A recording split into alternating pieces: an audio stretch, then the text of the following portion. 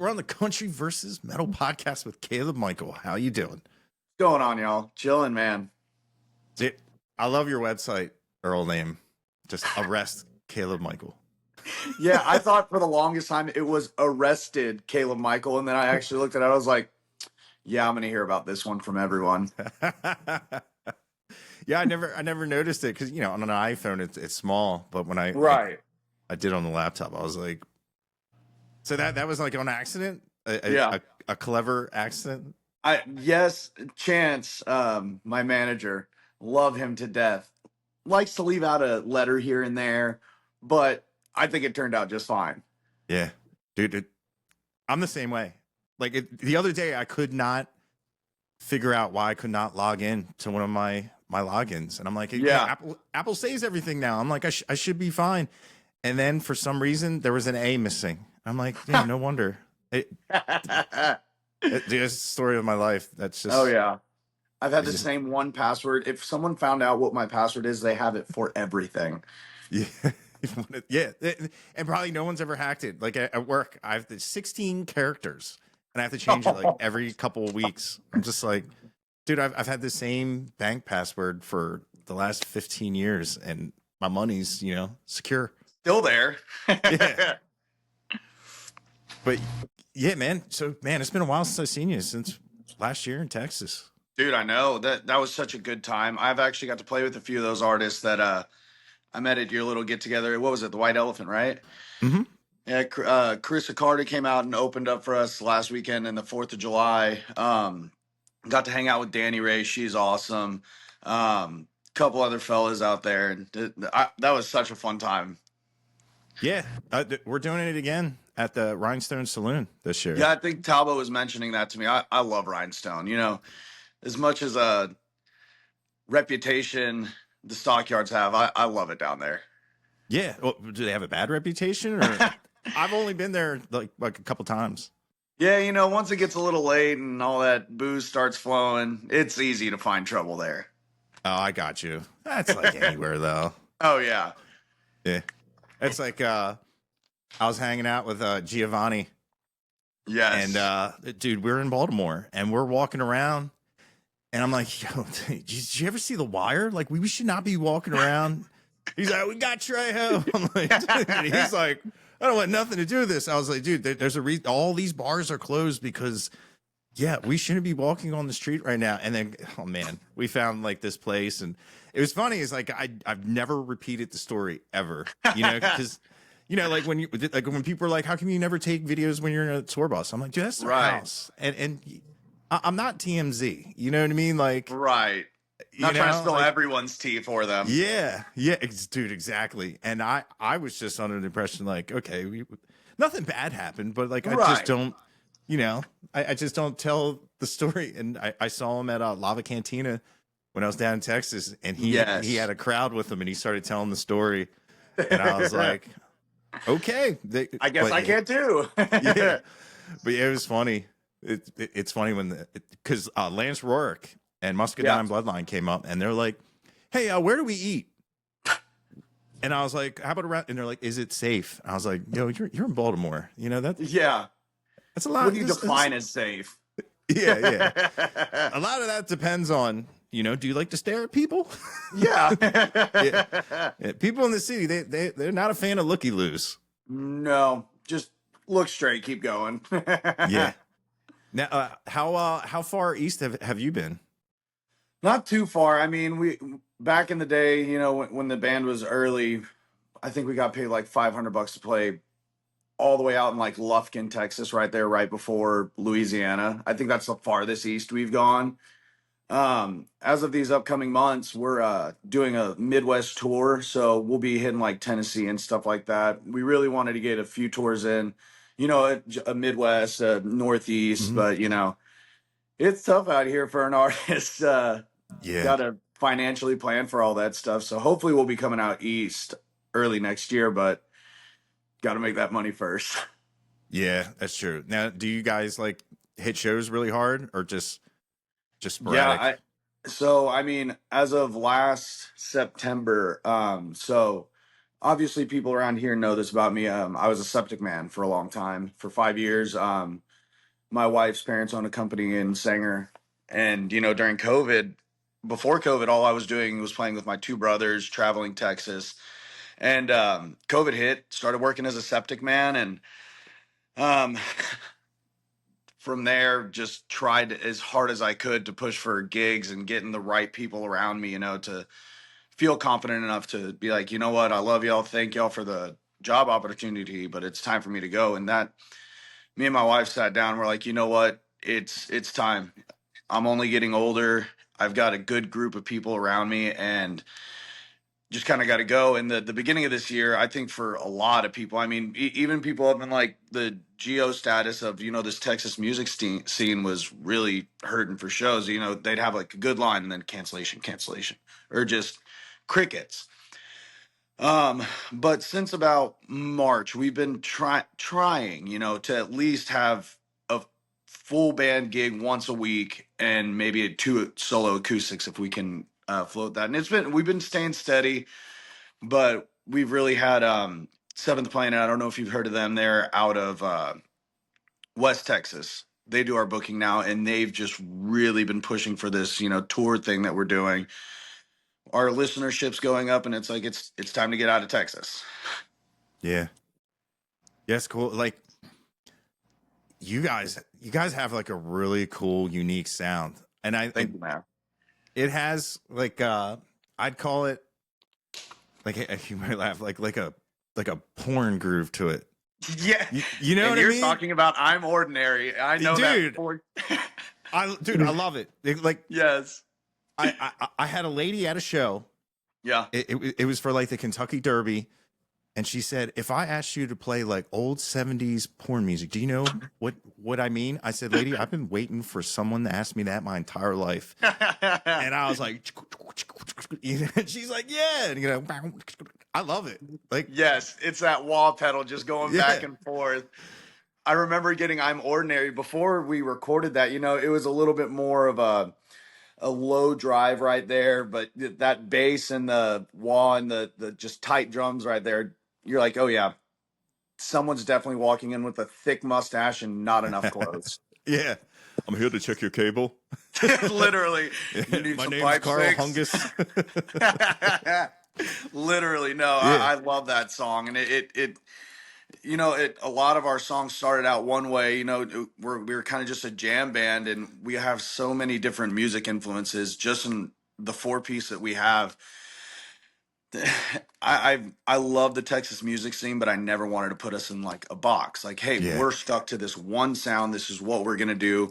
Like, let's throw some ideas out there, keep them somewhat within a bubble of where we want to be, but just express ourselves through our music. See what happens. And that these first 10 songs, that's really what happened with all of them. yeah, dude. And your voice sounds so huge on those tracks, Thank you, like man. massive. I don't know if you ever heard it. Man, his name is like Daniel Lion Eye. He did like I think he did the title track for Viva La Bam. He just has this big voice. Yes. Okay. I know who you're talking about. Yes. Yeah, and it's funny because like when I met you, I was like, man, that's so That's different where than that when. voice comes from. No, you know what I mean. No, yeah. It's just big and it's mad. Like when I vision, like when I hear you sing, I just like you're doing like with arms wide open, just like it just has that big, Thank massive you so like much, man. That's one thing that one thing that I prided myself on, and also kind of kicked myself in the ass for is, I was in middle school choir, high school show choir. I was in any vocal thing I could do since I can remember. And I really, really, until probably 5, 6 years ago, I was serviceable on a guitar, on an acoustic, could do some finger picking. But up until about 4 or 5 years ago, I was only proficient at best. And I'm like, you know what? I've developed my voice. I'm happy with where I am right now. Could it use work? Yes, but time to grind on the guitar, and all that's starting to come together. yeah. Now, like you've been teaching yourself, or you Yeah, got one of your just trying to learn the fretboard. I never pick as much choir and stuff. Like I did competition choir, so I was required to read vocal parts. I never learned to read any sort of music, and Yeah. kind of kicked me in the ass. But I mean, I'm serviceable enough now to be the rhythm lead vocals in a band. I feel Yeah. comfortable enough being like, yes, I am that part. Now with your guitar playing, you trying to be like more like rhythmic, like I know you're a huge Shane Smith fan, and how he plays the guitar, and it becomes part of the percussion, and I It love it it. is, yes. And it's really something that I've kind of adopted over the years, because when I started performing his music, well, that was 10 years ago, but like seriously, like with the band and trying to get that, proper sound that they put out with that, the drums could be out of the song and you still feel that rhythm just driving. And I'm like, I don't understand how this guy strums like that. And Yeah. found the thinnest pick I could and just sat there and strummed as fast as I could for as long as I could. And that's what really helped me honestly get better at playing, is being able to play that fast and learning the finesse to make sure you're not just banging the hell out of the strings or ringing them on the neck. Excuse me. You know what I mean? So Yeah. that Shane's been way too much of an influence in my music. Yeah. But it, yeah, but you can't really hear it though. You know what I mean? Like I know you're a massive fan, and it's just, but you have your own thing. Thank you. That means a lot. There was a good while. I always talk about Chance too much, my manager. There was a point, and I was probably 5 years in. He had just come around, and he's like, "Dude, I love how you're singing." He goes, "But I can tell you're trying to sound like Shane." And I'm like, "Yeah, I play too much of it." I started adopting his tone, and so it took me a good little while to get out of that Yeah. habit. But I mean, now we're playing so many different genres and voices and sounds. It's like, okay, Caleb, use the voice God gave you. You got your own sound, do it. And that really helped me kind of settle into this spot. Yeah. Dude, everybody does it. When I first started playing guitar, it was like, even this song didn't call for tapping, but Eddie Van Halen. Yeah. If Eddie Van Halen could do it, I could do it. Yeah, yeah. And then like it's weird, and if I picked up a guitar and tried the tap, I wouldn't be able to do it because I just started. But that's what you do as a musician, and it's funny is like once you find your own sound and your Yeah. own way of doing things, you'll still. It's weird when you're like, man, I just wrote a great song, and you go, no, that's all along the Watchtower. Yep. It's Dude, me and my lead guitarist Johnny were sitting down maybe 4 months ago, and I wrote out what I thought was a nice, kind of waltzy thing, and I'm playing it. I'm like, all right, now I got to write a bridge for it. And I was like, you know what? Screw it. We're just gonna play through the verse chords at a different something.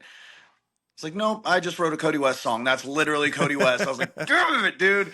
And me living, within 15 miles of him, I'm like, yeah, that's not a good look, Caleb. You can't be doing that. did you play for Kyan? Yes, I did. He goes, yeah, man, that's pretty close to what we're doing. I was like, yeah, I know. I had to show you that. Yeah. Funny story. I already know the bass line to that song, Caleb. Literally. Dude, oh man, Kyan, what a guy. I've been knowing that homie for middle school, Yeah. sitting on the back of a pickup truck in our buddy's yard, and I'm a shitty guitar player and a young singer, and he's barely just picked up the bass, and now we're both doing this. It's insane. Yeah. Dude, when I was first starting out, dude, he introduced me to so many people, and he Mm-hmm. was really, really like behind the scenes. And it's funny when I was talking to Cody West, he goes, Yeah. "Really? Really?" I was like, "Yeah." He was like, "I got signed records from you, Cody." Like I was like, "Hi, he's on it." And yeah, and he like TJ Ferryman, a bunch of people Yes. he put me on. TJ's a And great kid. We played a good bit with him whenever Caleb Michael and the Arrested was starting. And, he had already kind of established a little presence in that Fort Worth, Hearst area. And he's like, come with us. You come play. I'm like, okay, I'll follow you along. And then just all great dudes. Logan, him, TJ, great people. And Kyan, I mean, salt of the earth. I don't think you can find a kinder person out there. Yeah. I love how like Cody said like he knows nothing about like movie trivia or anything. And that, I, I Yes. I love talking to people like that because you know Yes. and I get it. Like when people that they love country and they say that something to me, and I'm like, I have Yeah. no idea who you're talking about, and it just blows their mind. And on the other end, when you were like, yeah, you know Matt Damon, if somebody went, no, who's No. that? Right. I'm like, oh, Little oh, gap in knowledge, but it's okay. yeah, it's all because you know that's half my dialogue is quoting movies and It's bad, yes. And I feel like that's a common theme around people in this space is we either talk in locker room talk or movie quotes. yeah. It's funny that if people really heard how musicians talk to each other, you would think like we hate each other. It literally. Yeah. So my wife went to New York this week, and my lead guitarist just shows up in my front door. It's like, hey, bitch, staying with you. I'm like, all right, you live here now for the next week, and he's been here since. And people, hey, what are you doing? Hanging out with Johnny? He's been there for 4 days. I'm like, yeah, I'm about to kick him out. And they're like, I thought y'all hated each other. I'm like, no. We just act like we do. Yeah. Yeah, or like a talk by a talk back, and the guy nails the solo, be like, that sucked. You know? Right. We had a talk back the other, yes, because of that immaturity, sometimes we don't put a talk back. We did our 4th of July, and I was just talking shit to all of them on the talk back. I love doing that. Yeah. Do I have to pull all the weight this band? Literally. Hey guys, is Jackson just gonna play this whole show for all of us? No. Yeah. They're all here for me. Everybody pipe down. No, man. Yeah, the artist way of communicating to each other is insane. Yeah. When I had the band, we used to do I bet you can't play this. And you know, obviously there's one guy in the band that can play this. Yeah, and you know, there's a reason why the other guy's the rhythm. Because he can't. Yep. And it's always funny. He's like, you know, I can't play that. It's like, yeah, that's the point. You know? Yeah, my lead guitarist will try and do that. So I just learned the rhythm section to it. I'm like, you can keep playing it. I'll play the rhythm. And of course, Freebird's one of those. We could finish any song and he'll end it with the solo. And I'm like, Johnny, you're going to get people to scream out Freebird. Stop that. Yeah. Yeah. Oh, I tease people with stuff. Either Freebird or I'll like Rain and Blood by Slayer. I'll play that riff and stop. And I remember there was this dude in like overalls, and I bet you he was 6'11", and he came up. And he's like, I've never heard that song live, and man, you got me all excited. I'd appreciate that if you play that. And there was no partition. No. I was like, guys, we got we got to make it happen for this guy. Yeah, this gigantic human. Yeah, this gigantic human being just said he's very upset with me. That you do that and just stop and just yeah. Oh my, yep. I could see it. Oh yeah, man. Yeah, well, especially like if a lot of like females bring their boyfriends to shows, and they country. The band I was playing with, like we were like the bro country stuff. It's funny, is like right. I play it, and I'm like, man, I wish we could play something else. Like, and I hope you're not listening to this, but you know, yeah, it's cool. I got Dylan Wheeler. I got one of his songs in the one band. Yep. And I'm that's slowly people are. It's cool because like a lot of the places, I'll play like your music. I'll play like Evan Boyer and like a bunch of. Oh yeah, because a lot of people are starting to know like Co Wetzel and right. and Geo, and that's awesome. But like when I play and when people come up and they're like, "Yo, who's that?" and I'm like, "You got to check these guys out," and they go right to where Spotify or Apple. And I was like, dude, well, that's one of the great that I was kind of annoying back when I was sending you all of our new releases. Oh, I don't. But it's because I did love your actual like. I found a bunch of different artists from your just like, hey, check this guy out, and you do your review. I found a bunch that's It was really close to whenever you did Where the Crows Fly. Man, what's his name? The name of the song was Lohan. That's still on my playlist to this day, and I mean, it was a great song. Low hand. I'm terrible Yeah. with track names.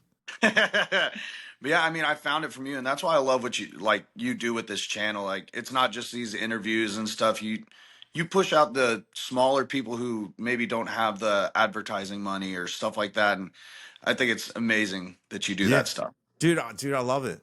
Like, your music's great. I was playing it today. Like Thank you so much, man. all like they were like, "Who's that?" And I was like, "This guy I'm going upstairs to talk to." And they're like, "Really?" I'm like, "Yeah." And they're like, "Well, what's his name?" And I think Caleb Michael arrested. And they're like, "Oh, okay." It's funny. Is like my family had never heard like any of it, and I remember Right. Uncle Lucius, and they're like, Oh, "Whoa!" Keep the wolves away. They're like, "This is really good." And then I put on Shane Smith and the Saints, and got to. they were like, This is country." I was like, Yeah. "Yeah, it's Texas country." If Right. and And, they're and you like, know "Oh, what?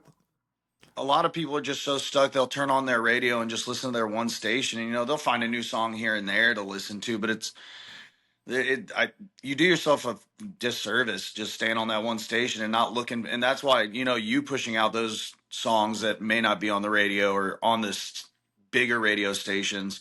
So that's how I found all my stupid different music tastes, is searching through new stuff. And it helps with yeah, writing, with performing, all that stuff, just getting new outlooks on different music.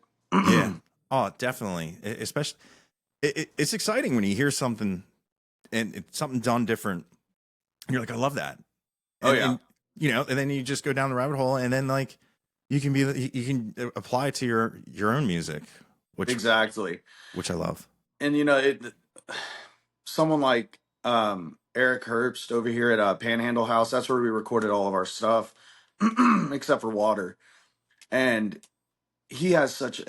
records all different types of genres and stuff. Going to a place like that, you're gonna spend a little bit of money to get recorded, but man, does he show you the worth in what he does. He's not just sitting there saying, "Yep, great job, great take, record Yeah, next." He sat there with us and was like, "Man, I feel like this should be like a kind of like this kind of genre sound, but bring it back here and then some Kings of Leon." And I'm like, "Let's do it. I want to hear it." Well, and that's one thing that I'm super grateful for is, we had this kind of conglomerate of different genres going in there, and he's like, "I hear what y'all are doing. Spin it like this just a little bit and it'll come together." And sure enough, it the small changes made such a big change, and seeing that kind of like just genre knowledge is insane. yeah, dude. I love watching. You go down the rabbit holes on TikTok, and I Oh yeah. just watching what's his name, Rick Rubin, Mm-hmm. when he's just keep the cymbals out, no cymbals, and Yeah. you don't notice it until you hear that, and then you're like, wow, having no cymbals in that song makes a huge difference. But it's probably something. But it just Yes. said, hold back, just don't do that. Right. I love those videos that are also like the drums control the song and they're playing the blast beats through on half times, uh, tom rolls. I love those. Yes. Yeah, dude. It's funny. I've had a drum set in my house probably for most of my life, and I am garbage. I am terrible. I can't hold a beat. I can play it on. If people come up to me and be like, "Oh, you must be a drummer," because I'm tapping on. I'm like, "Nope." Right. That's just a musician thing. Yeah, that's just the fingers. Because once you connect the feet, it's gone. Yep. But I love drums, like a great drum mix. Yes. That's gonna take my ears away Yeah. every It time. takes your show from here to here, and yeah, especially a drum mix. Yeah, it takes you to a whole nother level. And Yeah, that's one thing, here in the past 6-8 months, we haven't had an actual drummer. And there's so many good ones around here. I mean, I've had people down from New Braunfels. JP Kohler plays with Jade Marie Paddock. Holy shit, that dude is insane. But he's a teacher and plays with Jade. Can't just bring him up here all the time. yeah, And it was really hard, and I was never wanted to be mean or anything, but it like, people come in and practice and or try out, and I'm like, it's just not our style. Like, not it.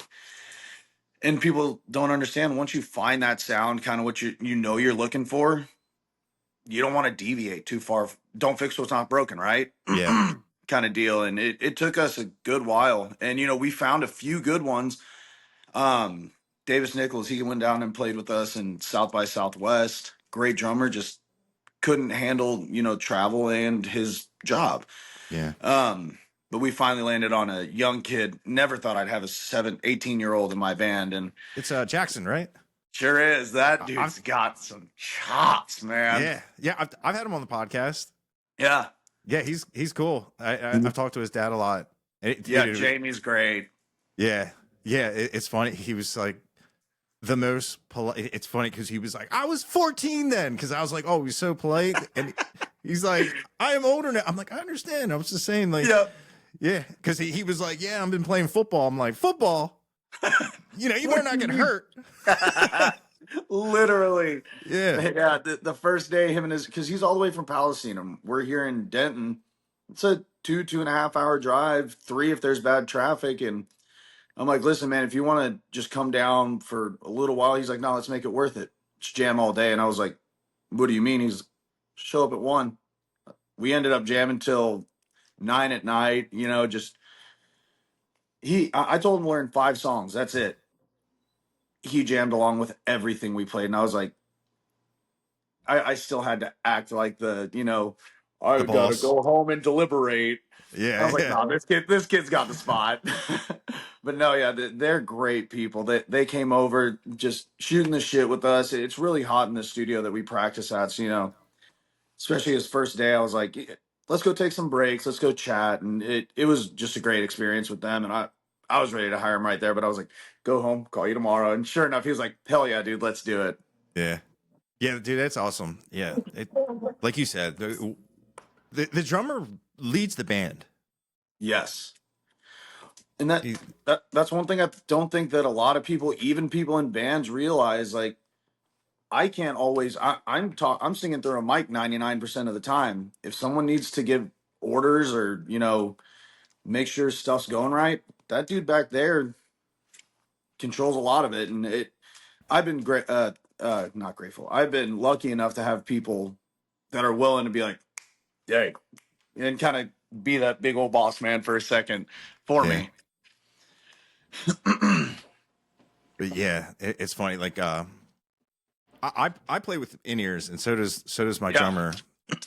Lead singer, he just hasn't practiced enough with it. But Yeah. all right, he plays to a click, and he's always like, "Do you want to hear the click?" I'm like, "No, I that's just the one. Like, he controls it, and it's funny because he knows, like, I want to play fast. That is one of my things.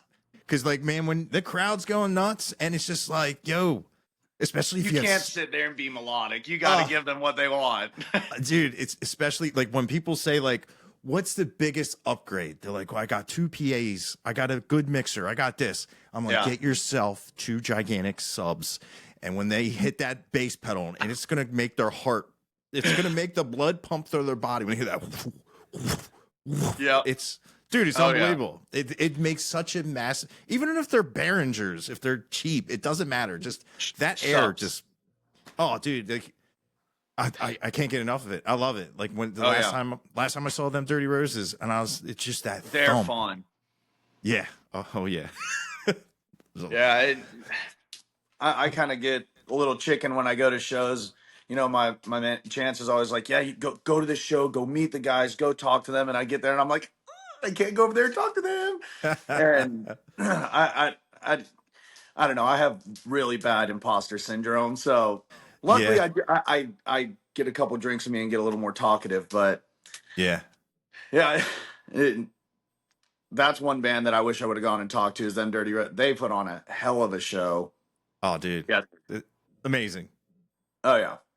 Yeah. I just saw them. I went down to Winchester to see them, and Oh, yeah, nice. every time. Yeah, I'm wearing their shirt, right? Yeah. Hell yeah. Yeah, dude, I love those guys. They had like an after party, Yeah. and I got to hang out with them. I got to hang out with them at Key West at Mile Zero, Oh, dude. and that was a lot of fun. There, Man, that's one festival that I've always wanted to go to. And I've made a list for myself of festivals I haven't gone to that I've prior wanted to, but I'm like, I will not go until I get to play that stage. And that's one of them, like, as much as, you see that lineup, you're like, yeah, I'm going to go. Like, nope, I yeah. made that promise to myself, can't do it. I'll go see them when they're closer around. But yeah, stuff like Mile Zero, that's so freaking awesome. Steamboat, love that one. So have you been to Steamboat? Yes, that place is awesome. Yeah, I every time I'm like, oh, I'm gonna go. It's like it's gone. It's sold out. Yep. It's just I feel like they sell it out 2 years before it's even announced. yeah. It does feel like that. It's funny. I did have a chance to go. It's weird. It's like I thought my friends would be excited. Yeah. Like no, they're just like, oh, good luck, buddy. Go by yourself. Yeah. Don't worry. Call me next time. I'll go with you. Yeah, like, dude. Like man, that's what I need to start doing. Because like my one buddy today, he was like, hey man, have you heard Tanner Usry's guitar? His guitar player tone. I'm like, yeah. Oh, I'm like, yeah. dude, I'm like, how many times have I told you, like, do you want to meet him? Like, Yeah. like to go to a show and like he's right there. Like, Yeah, I can walk you up to him. Yeah. He's like, nah, maybe next time. Yeah, that's what. And he's like, oh, yeah, that'd be really cool. I'm like, no, dude, seriously, like, I'll drive. You get in the car, we'll talk to his guitar player and say, hey, how do you do that? That's Right. that's a sunshine. What pedals do you have? Dude. I did like the imposter, like the unwritten law of guitar players is you don't take pictures of pedal boards. That's like their thing. That's their sound. And Yes. Dustin Sunshine, he like walked away and I'm over the balcony like Yeah. I was like, I need to know. Dude, and like His tone's so good. Oh, I love it. And yes. dude, he came because I was asking Shane. I'm like, where's Sunshine? And they're like, follow the smell of weed. And I'm like, all right. And I'm like, right. at the end of the smoke cloud, there's Sunshine. Yeah. And smoking. he just came through the mist like, hello. Yes. And I was like, hey man, your pedal board. I took a picture of it. I took and it. he's yeah. Yeah, I stole it. Yeah. There's nothing in this backpack. But that dude, he's like I had my phone, he brought up Sweetwater and he like built a cart of everything he had. That's so cool. And I was like, dude, this is and then like talking to Tim Lightyear, the same Yes. and he got on his hands and knees on the podcast and was like, Yeah. just this little guy. I'm like, dude, I have that. It was amazing. Like I thought that sound would be like a boutique. The Strymon freaking lineup. Yeah. Oh, dude. Yeah. It was like TC Electronics. Like, yeah. Anybody could have it, but because I was like, dude, I have one in my cabinet. Yeah. And I'm like, dude, like that you bought and just never used. Exactly. Well, as like a musician, a guitar player, like, hey, try them all out. I know. I need it. I need that. Literally. I need that pedal. The most useless pedal that you'll probably never use, but you need it for sure. Yeah. Like I was talking to Shelby Stone, the Dan Electro, just the fun names. Yeah. What's this pedal do? It meows.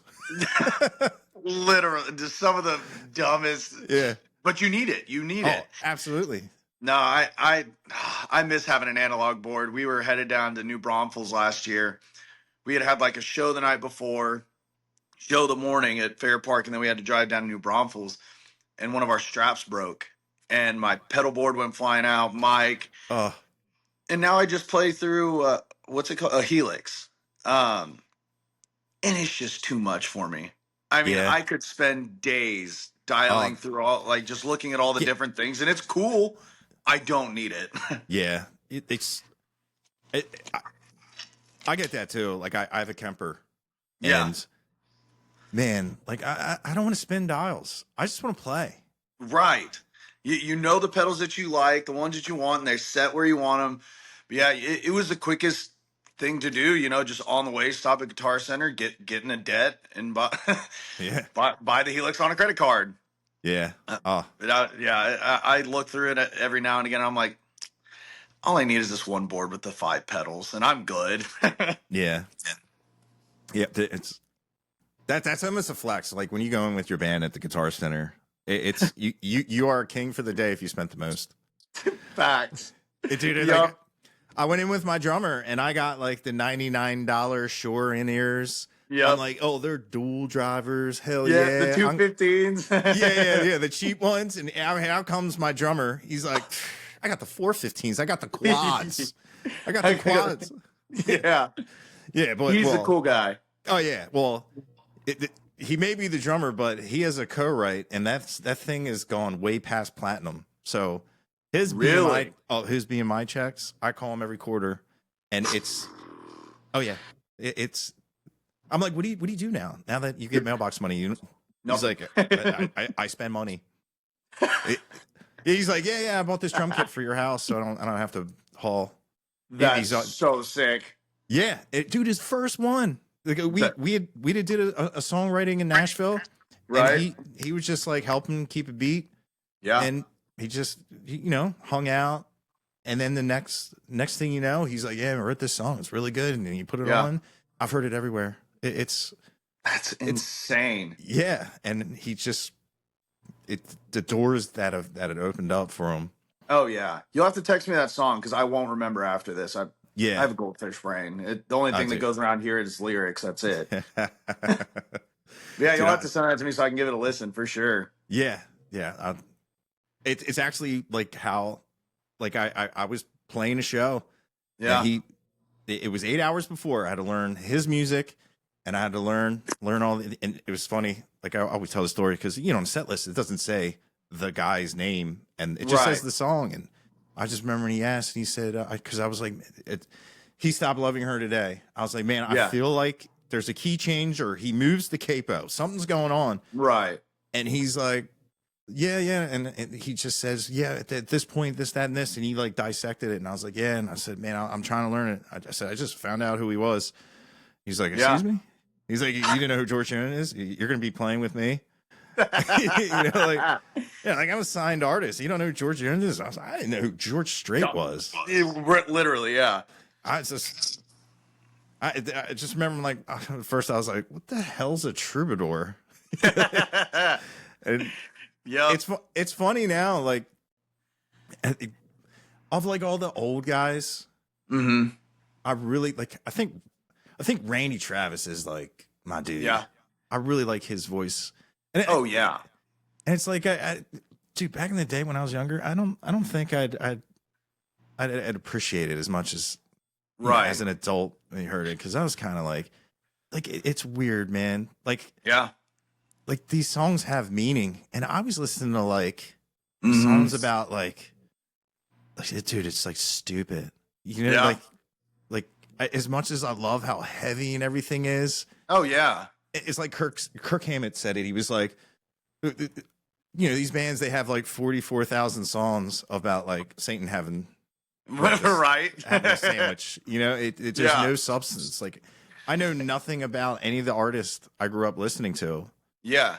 And Because there's like, just headbanging music. yeah, and I can listen to these Texas guys Yeah. and like feel something. Oh man. You go on their Instagram and it makes sense. It's like a soundtrack to their lives. It's just Exactly. it's really cool to be Well, able to do. like you said, I mean, you do this podcast because you were only a metal guy, and I mean, had to shed a tear this week for Ozzy, Oh playing yeah, that last show, and that was the first rock that album, and Pink Floyd The Wall were the first songs outside of Christian contemporary music that I got to sneak away from my dad's cassette collection. Nice. And I grew up with like heavy rock, and then one of my first friends when I moved from like Carrollton to Lake Dallas, so old little Denton's little meth baby brother, Lake Dallas. one of I can say that I lived there for 21 years. But what my first friend there introduced me to Alan Jackson, and that was my first country song that I ever listened to, and I kept listening to country. Then I found Whiskey Myers when I was in late middle school, early high school, and transformed from there. And you start to, like you said, you start seeing these songs that have more substance. I mean, for I talk about Shane way too much, but when Hail Mary album came out, and he was dropping one song like every couple weeks or months. And I remember it wasn't going through a breakup, good time of my life, and he released we what Johnny, what's that song? The sad one on the piano. The, I yeah, can't remember. But yeah, I remember listening to that and just, I mean, it was a hot day. I was working. I was kind of pissed off, honestly. And that song came on. I was like, ooh, new Shane. And I'm just tearing in the car. You're like, this guy just pulled tears out of my face in the dead heat of the summer working manual labor. yeah. It's a beautiful thing. Get the one he just released. No. So on the Hail Mary album back in like Oh, 2016. Yes. I'm trying to think because that Paid was like off the debts we owed. You and I had a heavy load. We were something. That's what it's called. Yes, yeah, that one. And I mean, I got Shane songs tattooed on me and stuff like that. That's just one guy that really changed my perspective on the Texas country. Because I people like Josh Abbott, Randy Rogers, Roger Krager, all those, you know, like the first ones we all got to listen to, great storytellers. But I feel like the generation of like Whiskey Myers, Shane Smith, Southall, all them yeah, bumped it up to the next level and still kept that same emotion. And that's one thing that really drives me is, yes, obviously money will be a great thing when we start making it, but it's not because of that. I mean, music was one of the only things that got me through my younger years. And I mean, even my up to right now in my life, that's why I got What a Shame tattooed on my arm. I was about to quit playing music. It's like COVID killed it. My brothers are leaving. There's no band left. And I tell that story a lot of times at my, like, especially solo shows where I can be more intimate with the crowd. It's like, here's one of my favorite songs that kept reminding me, I don't want to be an 8 to 5 worker. This is my duty that I was put on earth to do, you know? yeah, yeah. Don't live my existence because that's me. I hate it because people be like, they'll ask like who's on the podcast, and they're like, Yeah. oh yeah, that's cool, that's cool. And then like, I have one guy who she's just be like, because I had an opportunity to like Hmm. really like do something kind of big, Yeah. and it was just like seniority at my work. I'm number one. Like Yeah. I've been there forever, and it would be such a huge thing. And I've seen guitar players just get fired for just like Yeah. anything, you know. Hmm. A producer's brother's he plays guitar. He's looking for a gig, and it's like, oh, Yeah. yeah, Yeah. you want half off of your album? Put this guy on it. I've seen it. Right. And yeah, I my buddy used to manage a band, and these guys they had a song. They had a song in a big major. It was in Daredevil. Like, Yeah. I mean, that movie wasn't that good, but they had songs. They were signed. They were just. And Right. I just remember walking in the Banana Republic one day, and there's this dude. It was hot out. There's this Yeah. guy in a sweater vest, or not sweat, like a turtleneck sweater. Yeah. I'm like, what is this dude doing? He turns around. I'm like, Dusty, what's up? And I'm like, why are you wearing that? He's like, I can't have, because he was all tatted up. He's like, can't have my tattoos showing. And Yeah. I'm like, what happened? I thought the band was on tour in Europe. He goes, they broke up. He said, Damn. he said, I needed money. I had a job. Yeah. It's the only place that hired me. I'm like, dude. And he was like, just like that. He's Yeah. like, we had everything going. And that's just, man, it scared me. That's why I was Yeah. like, because not having health insurance in this country sucks. Oh yeah. It's terrible. It's awful. And I mean, just the other day, my lead guitarist shows up to the studio, and he's like, I have a spider bite right here. And I was like, homie, that's a brown recluse. He goes, Oh, I'll drink a beer about it. I was like, no, you're not. I was like, get in the van. I'm taking you to urgent care. yeah, it's like bubbling. Yeah, it just oozing. He's like, oh, beer will make it better. I But can hear no, your pulse through that. literally, I can see your pulse through your neck. No, but yeah, like you're saying, so many things can change so fast. This is an amazing. I'm so privileged to be in this line of work. but it's scary as hell. Oh, that's it's a Going to leap of faith. Panhandle and swiping that card and seeing that charge come up, and then like, is this going to be worth it? And then reaching out to people like you, is this guy going to like the music of the people he's talking to? And that in that level of uncertainty, is this good guitarist going to want to stick around? Am I going to lose some guy on a tour? Am I going to have to fight? And that's one of the shittiest things, is having to fire people, especially Yeah, when it's a good dude and they made a boneheaded mistake. You're like, sorry. yeah, Just so many things are always up in the air in this business. yeah. It is funny because like when I do listen to your music, I'd be like, dude, I could be in this band. Yeah, you could. I've I heard like you play, and I've thought the same thing too. I just like the jamming, man. Like some of those riffs, I'm like, dude, that's my home box right there. Oh yeah. I could live there all day. It'd be Well, too that's much. one. You'd be looking over your shoulder like, You need to meet Johnny. You need to meet Johnny. Y'all would be best friends. Y'all did one of the first shows, bigger shows that he got to play with us last year was at Lava Cantina. Someone brought up a couple shots of tequila for him. He took them, and he's playing Miss May. And he gets down on his hands, on his knees, puts his guitar up to his mouth, and starts playing a solo with his tongue. uh, And yeah, you'd fit in perfect. You'd be fine. That's Johnny Memphis for you right there. nice, dude. That stage scares me. Oh yeah, Has anybody like fell off that thing? Because I the first time I went there, I was like, that is gnarly. It like, it's tall. oh yeah, In the lift on the left side of the stage. Man, when we were loading in, I was like, I'm not putting an ounce of weight on that thing. We can put all the gear. I'm gonna walk around, hop over, and load in that way. Yeah, that was a little terrifying. But I mean, honestly, it is a really cool stage. That they were so gracious. Sad that they closed down, but they were great hosts to us. They put us up in the green room, and that was one of the more fun shows we've played. it closed down. Yeah, man, I Was that couldn't like tell you. recently? Yeah, yeah, I think they announced it like early this year, and I think they Uh, officially closed like last month or the month oh, dude, that before. sucked. I, It sounded great. It was dude. perfect balance. You could still have a conversation and Oh still, yeah, and yeah.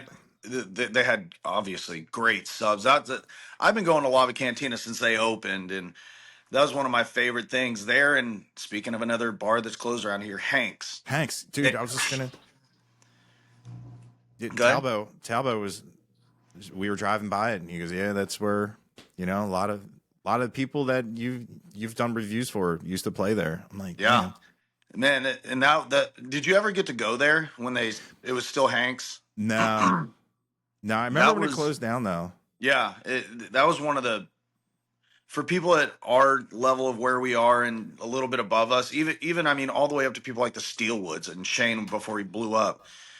It was a great stage to play. I mean, the guys there, the light guy, the sound guy, everything, that they wanted to know everything and get it right for you, as long as you weren't an asshole to them. And Yeah, and yeah, that Hanks was.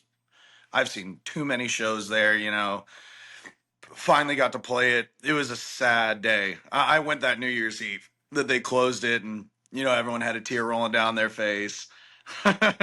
yeah. That sucks because music.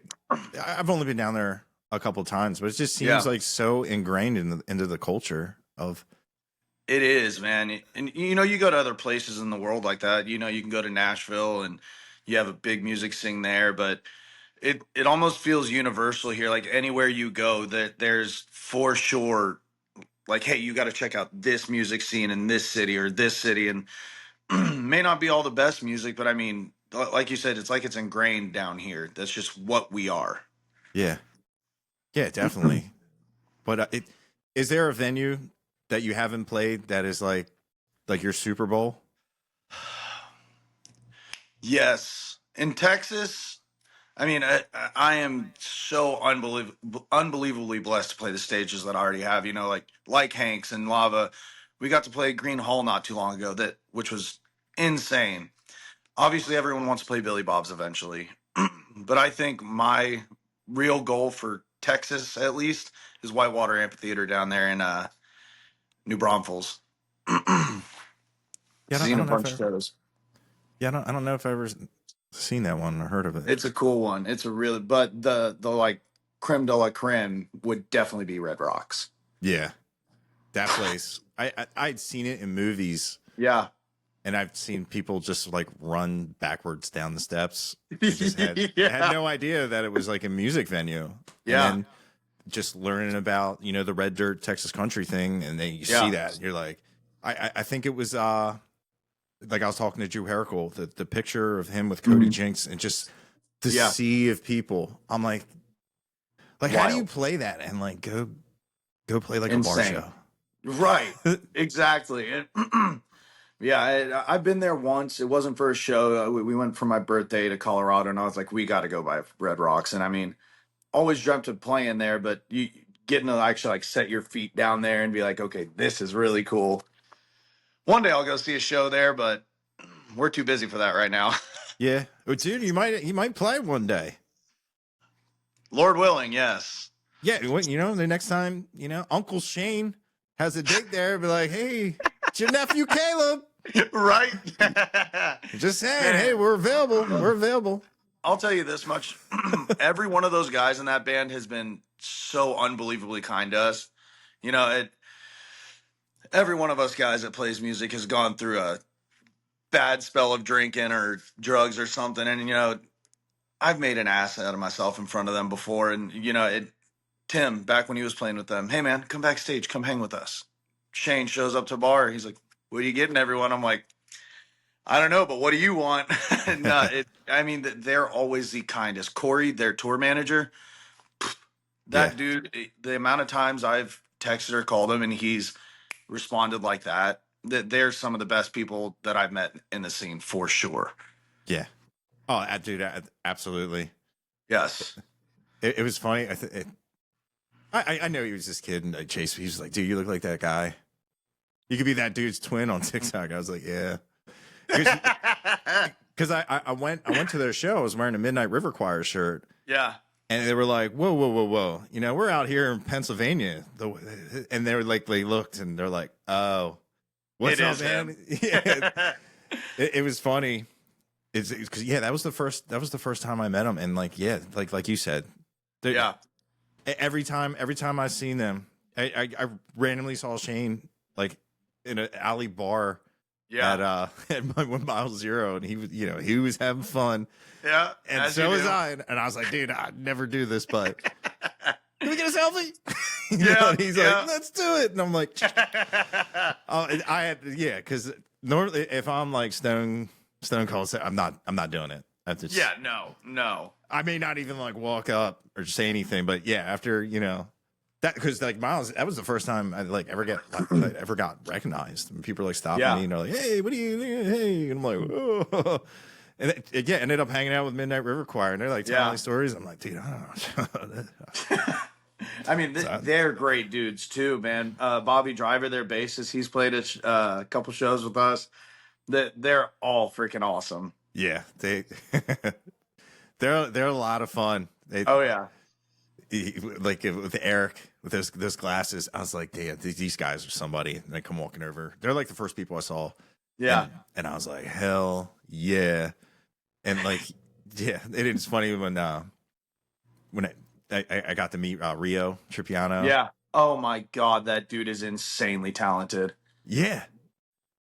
And it's funny, like when you listen and you meet people, Yeah. you care. And I saw Yeah. like he was having all like the medical issues and everything. Oh my. And then he was like, it sounded like he was having an issue like with like rent being, and I'm like, Yeah. dude, how can someone that nice, that talented have to like Be have in that to, situation. dude, it made me like so sad and so upset, because like, you know what I mean? Oh, yeah. Like, because that'll break you down. And if you're like as talented as him and as talented as you, and if like if you're just looking at situations like that, Yeah. you're like, well, I guess I got to go for that steady paycheck, and like Yeah. all the great music we could miss out on. because of stupid crap. Yeah, no, 1,000%. I mean, I'm just a broke boy from Denton, but obviously, I saw Rio post that stuff, so I shot him a message, and I did not expect a message back at all. Just because, when someone's going through something like that, it doesn't matter if they respond or not. As long as they can see it and know you're there, I'm fine with that. Yeah. But yeah, it's not. I'm broke as hell. I can barely afford to drive anywhere, but he's a great freaking dude, man. I got to see him. Well, funny, I was with them, Rob Lioness, the Dirty River Boys. We were down at Arlen Studios. I'm wearing the damn shirt and I couldn't remember it. Yeah, we were down there and we were doing a little South by Southwest thing, man. And it was that's probably one of my favorite. We've got to play it 2 years in a row now. And it's just artists. People come in and out, they're walking through the studio, enjoying music. But it's just a ton of artists there playing their music basically for each other. And Rio's the last one to go on. And they bring out the B3, the rotary cabinet, and I'm like, what in the hell is about to go on here? And it was like Texas Pink Floyd. I was like, I don't even deserve to be here. This dude is the real deal. Yeah. Rio's wild. Especially if you're traveling with a rotary speaker. Like, facts, dude. Insane. They're so big. They having to load that in. Oh, I could not. We had to move one so we put, when we were recording at Panhandle, CJ, my guitarist at the time, dreamed of playing on a rotary cabinet. And Eric was like, I got one. You want to try and put it on the track? I was like, yes, do it now. CJ's like, yeah. And I thought that was one of the coolest things ever, but holy, they are big, clunky, and inconvenient to move. Yeah. Probably bitch to maintain too. Oh, I'm sure. Yeah, you probably have to grease something in there. They don't make them new, right? I don't think ever. I haven't seen any on the market, but I ain't looking either. Yeah, it's true. Now you just get like your deja vibes, and yeah, that's actually my favorite. Probably because like Pink Floyd, The Wall, dude. That I could listen to that forever. Same, 1,000%. For some reason, what is it, like 1 minute and 42 seconds? Vera, yeah, I love that song. Great. Like I said, that was one of the first little cassette tapes that I'd steal from my dad and put in my little tape player and go lay in my bed and listen to it. Yeah, that one's nostalgic as hell for me. Yeah, I'd love with the Leslie sounds, like Jimi Hendrix, just yeah,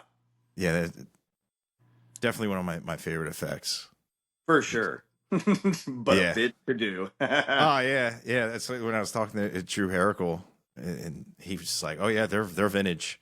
He goes, I pretty much need my own trailer to haul. Yeah, just for that setup.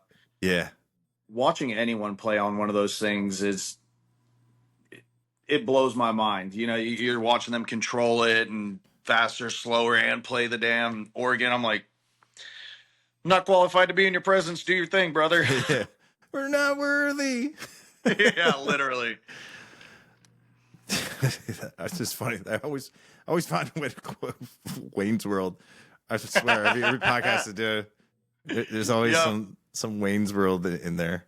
Oh yeah, I haven't watched that in I don't know how long. Oh, there's still. If you grew up in that era, it's still. Oh, great. It's still a thing. Yes. Yeah, for sure. If you're younger, I don't think you. Yeah, and that, like, my guitarist Johnny, he loves all that old music, the 70s, 80s hair bands and stuff. But I don't think he's very well versed on Wayne's World. On other stupid shows, yes, very well versed in those. But no, not quite Wayne's World. Yeah, man, I saw that like in theaters. That's how old I am. Yeah, dude, I'm old. It's funny when people are like, how old are you? And I tell them, they're like, what? I'm like, yeah. That's why. Is the next time you're going to be in Texas when you come for Rhinestone? Or are you traveling here any other time before that? Dude, I probably Rhinestone, but yeah, it's not hard to get there. I swear they lied. Like, I got on the airplane, it said 4.5 hours, and I watched the movie, and we were there in under 3. Like Dang. the lady next to me was like, "Am I on the right plane? I thought we can't be there." And I was like, "No, like lady, I assure you, like they scanned your QR code. You're on the right plane." But it You're on was, the right plane. yeah, No, man, you need to get back down here soon, man. Yeah, because I know Talbot called me about that, the rhinestone thing. I'll be there for sure. yeah, We got to get you to a show though. yeah, dude, I would definitely love it. Like, yeah, I was coming down for Rhinestone and Mhm. was thinking about staying. But they moved the Troubadour Festival to like Yeah. November. Mm-hmm. But yeah, like, well, it's I could do weekends. It's just I just need like a heads up. It's funny. Time, money. Yeah, dude. That's always what the big thing is like getting someone to watch my dog. I get that at time. My parents would be able to watch them, but like Yeah. there's a bunch of like festivals and stuff that I still need to get to. It's funny is Yeah. my parents, they like RV now, and it just happened to bring up, and they're like, "Yeah, we'll go." I'm like, Hell "Nice." yeah. I'm like, "Yeah, because I think the last time, they were just in Texas. I think they actually were Yeah. in Hill Country. I think they were just saying, Thankfully, they got out of there soon enough. yeah, like it was crazy because they're showing me their pictures, and then Yeah. you turn on the news, it's like, It's insane. I mean, even up here in the DFW, I can't believe for July how much rain we're getting. It's wild. yeah, it's man, it's great. In the light of tragedy, how many people are like Josh Weathers, like raised Yeah. like a $500,000. Doing awesome stuff. Yeah, and there's a bunch of people Yeah. donating a lot of, and then everybody pulling together, Mm-hmm. which is, it's great to see. But my God, they said what they think 27 feet of water in like 45 minutes. Yeah. That's I insane. couldn't believe it. That's So many AI videos have been going around. When the first morning I saw it, I thought it was an AI video. yeah. Oh, dude, the AI there's man. AI is about to take my job. Yeah.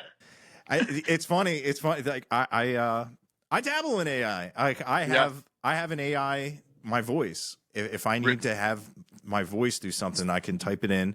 It sounds just like me. If I need to do like a voiceover and I'm not by a microphone, it's weird. Yeah. I could also like I've talked to people long enough, and I have enough video that I could do it. It's too weird. Like I did it myself, where I'm like, no, it's too much power. But like, oh yeah, it's kind of terrifying. Yeah. I had the AI where you could put in. I put in Treaty Oak Revival steals Cody Canada's beer from his tour bus, and it wrote a song, and it was hilarious. They're gonna take my job. They write better songs than me now. It was like metalcore. Like you could tell it wasn't done by but right. If it was on Nashville radio, you would be like, oh, this is real, because it sounded like they're singing underwater. Which, right. If I get a phone call from you, I'm not answering. Only FaceTime from now on, because I don't know if I'm going to be talking to you or AI. yeah, dude, it's wild. Because my buddy was like, "What do you mean?" I said, "Yeah, it's through this app we're using." I love Hunter S. Thompson, and I loaded in the wave speech, and I put it in my voice, and it read it in cadence to the punctuation. Yeah, and it was really weird. But like, now that they're doing with like the video, and I saw a bunch of like they had the AI with the George Strait helicopters, and George Strait's hugging people from the devastating. You're like, what the hell? I'm like, come on, man! Like, really? Like, you're gonna? I don't. People making money off of stuff like that. Like, it's ambulance chasing. Yeah, and it's just. But like you were saying, all the people that are putting together like the charities and stuff, I think even like a lady that works with my booking company, she reached out to everyone and was like, hey, this date, know you're booked, but hey, can we get people to rally around? We're doing a free show to raise money. And I mean, we're up here 3.5 hours away, and there's still people trying to get money together for it's awesome that they do that kind of stuff around here. Yeah, it's just It's just wild. Just, you know, that's Speaking of water. writing music, though, me and Tim Light here wrote a song. Holy hell! I'll tell you this much. I hated writing music with people. Pretty fun now that I found out what it's like. Uh, Tim was he had me do a meditation. He had me sit there and be like, "Are you ready? I know you're nervous and you're probably not having a good time yet." He's like, "Just listen to this. Close your eyes." I was like, "Okay." And sure enough, then we sat there and basically had a therapy session between the two of us. And oh man, I love that guy. We went over there and cut some vocals the other day for the song. That's always a fun place for me to go. Yeah. He made you meditate? Oh yeah, yeah. He literally just looks at me and goes, "5 minute medi," and I was like, "I did not bring any medicine." He's like, "No meditation." Yeah, what? That's Yeah, hilarious. he's like, "Yeah, nope, we're gonna do a meditation." He's like, "We need to get your nerves calmed." I was like, "Okay." And sure enough, I got done and I was like, that low key helped a ton. And then we sat there and just got to play guitar and talk all day. I was like, writing's not work. I get to have fun while I'm doing it. Yeah. Dude, he's got some chops. Dude, Tim he amazes me. I mean, I talked about him a ton whenever I was on Texas to Tennessee too, but I mean, that guy, he's the same way. I can text or call and he's willing to help. He's ready to give me any information that could help in my situation or writing or whatever. That dude's amazing. Yeah. I couldn't say better things about him. And then he goes on here and tells the story of me front row crying to his song Joker. I'm like, Tim, come on, man. I forgot about that. Yeah. Trust me, I didn't forget. But no, I'm not ashamed of that one bit, dude. That guy knows how to write a song and tug at some heartstrings. I'll tell you that Yeah. much. Did I do a video and bring that up? Tim did. Yeah, I remember him saying. I feel like that's something I would take and be like, "This is the song that made Caleb Michael cry."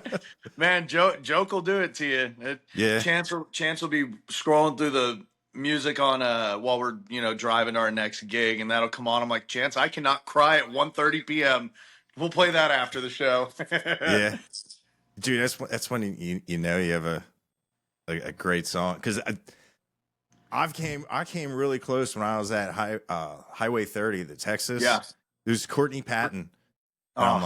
I'm like, oh man, dude, I'm gonna lose it, because I was like right up front, and like, man, she told the story of beforehand, and Yeah. dude, I was like, oh, dude, Yeah.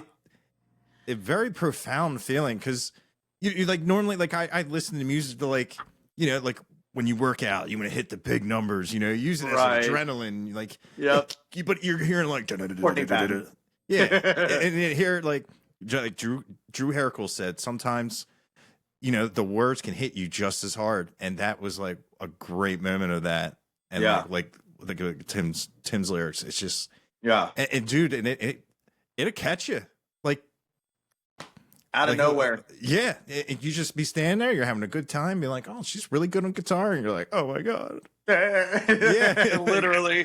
Like, Well, and that's one beautiful thing that I think about this music scene is that you go to any of those Shane Whiskey, even smaller people like Tim, and you will see someone crying at one song or another eventually. And I Yeah. think that like so many people connect deeper than just. I don't want to say anyone's music is bad, but I mean, with no substance to their lyrics, right? Yeah. And I think that's amazing. I love seeing that. And I'm usually one of those guys, snotty, ugly, crying in the middle of the crowd. Yeah, dude, like, I've been there, and I'm just like, oh my god, everybody's crying, but man, You're like, come on. yeah. Dude, I was talking to man, it's weird. Dude. Like, the first time like I like broke down was Tanner Usry, the song Josephine. Oh yeah. And man, like, I saw him live, and that was like his encore, and people were Oh. like, woo! And Yeah. I was like, oh my god, like, Pulling that your hat is- down over your eyes. I was like, dude, that is not the appropriate time to, be excited for a song. But like, Yeah. but I was talking to Cody Jinks, and I told him about that, and I told, Yeah. and because I saw Tanner, and it's just like, yeah, Tanner made me cry. And he was Yeah. like, yeah, and I never even really thought of like, what that song meant to him. You know what I Yeah. mean? Like he probably wrote that like very deep, dark, and then like here I Yeah. just said it, and then I was talking to Cody about it. He goes, dude, he gets it, he knows, and he goes, Yeah. let me tell you a story. I got a song called David, fun music, super sad lyrics, and he goes, I cry every time. yeah, yeah. Like when I did the vocal isolation on that, where it's just his voice, Mm-hmm. and dude, that thing hits you tenfold. And like Yeah. people were like, make that a sound, make that a sound. I'm like, nah, I Yeah. don't want it to be mine. It's Cody's song. Cody's. Yeah. But dude, and he said, but it's fun music. He goes, half the crowd loves the music and they're all laughing and smiling. The other Right. half, they know what it's about. Oh yeah. And I Well, was I mean, like, it's got a great tune to dance to and stuff. But yeah, the second you dial in on those lyrics, game over. yeah, oh yeah. And I'm so glad that like artists know that because the dude, I've been trying. I just can't hear the lyrics first. Like it's Yeah. just I'm too obsessed with, and it's like, even like I never cared about bass until Yeah. my buddy's like, hey, you got to play bass. I'm like, Yeah. all right, well this sucks. And then it come to find out, like like Simple Man and all these other songs, like the bass tracks Is are like super very elaborate. important. Yeah. Yeah. I'm like, dude, I had, I'll never let them know that I gained more respect for the bass player in the band. You gotta keep that. Right. I was like, dude, this is Yeah. incredible. It's a totally different, especially when a bass is locked into a drum set. Yes. Blows my mind of how they can put that in notes of like going with the toms and everything, and being like, it's a skill that I do not possess. It blows my mind. And just like you said, you can't tell the bassist is good, right?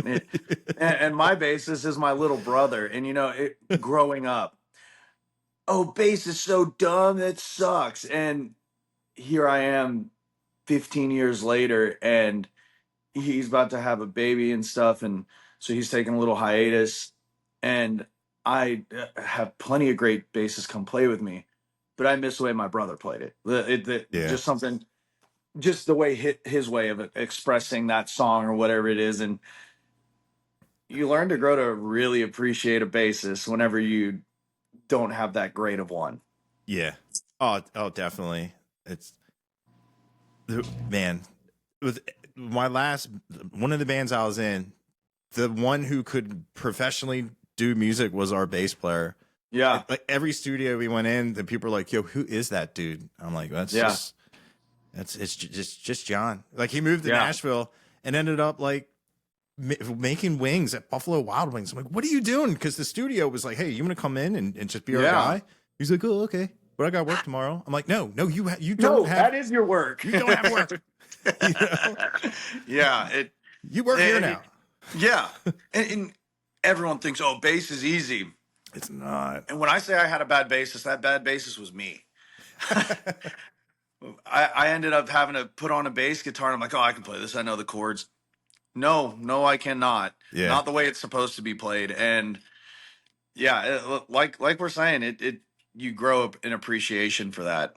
Yeah. Oh, especially dude. when you're talking about the drums earlier with that thump, and then you get a nice bass line in there. Oh, dude. Especially if they're not scared to play up the neck like Chase and Bill Corbin and those guys. Like, oh, Bill, what a guy.